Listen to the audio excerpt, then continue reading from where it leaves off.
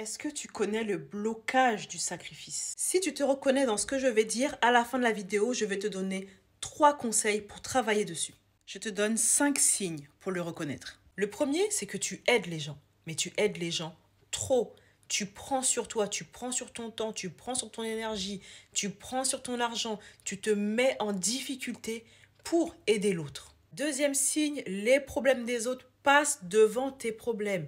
Tu peux avoir établi ton organisation, ton planning de la journée et quelqu'un d'appel, s'il te plaît, j'ai besoin d'aide. Même si le problème que la personne t'apporte n'est pas si urgent, n'est pas si important, tu es capable d'abandonner ce que tu étais en train de faire pour aller au secours de l'autre. Troisième signe, tu fais beaucoup de compromis et ça te met de la peine. Par exemple, dans une situation, tu peux avoir ton avis, tu peux avoir pris ta décision, mais tu vas finalement choisir de te ranger dans l'avis de l'autre pour ne pas faire trop de vagues.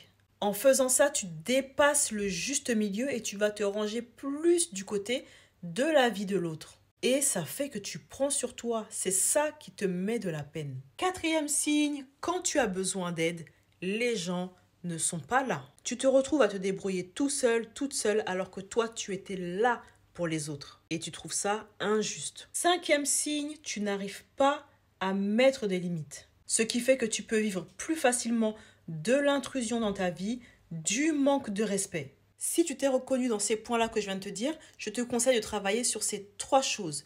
Sur la définition, sur comment tu conçois le fait d'être disponible et être à disposition. Quand tu agis en étant coincé dans ce schéma répétitif de sacrifice, ça veut dire aussi que pour toi, c'est important d'être utile.